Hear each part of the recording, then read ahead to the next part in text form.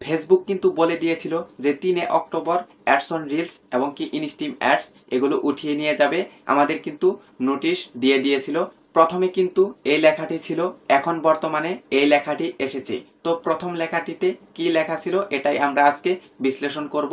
তো এখানে লেখা ছিল ads on reels is no longer active, go to content monetization to explore your recent earning, you can still access your performance information here until October 3, 2025। এখানে এটাই বলা হচ্ছিল রিলের বিজ্ঞাপন আর সক্রিয় নেই, মানে রিলস অপশনে আর কোনো ডলার অ্যাড হবে না এবং কি এটা ফেসবুক কিন্তু ক্লোজ করে দিয়েছে। তো নিচে আরো বলে দিয়েছে আপনার সাম্প্রতিক উপার্জন অন্বেষণ করতে কন্টেন্ট মনিটাইজেশনে যান।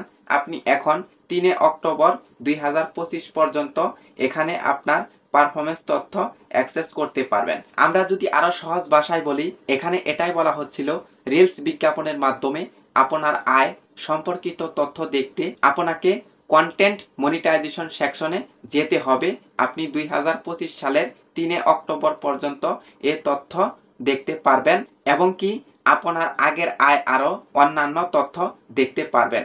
এরপর থেকে আপনি আর দেখতে পারবেন না। কিন্তু বর্তমান সময়ে কিন্তু এই লেখাটি দিয়েই তারিখটা চেঞ্জ করে দিয়েছে, আপনারা কিন্তু দেখতে পারছেন। তাহলে কি Facebook ads on reels instream ads এগুলো কি সরাচ্ছে না?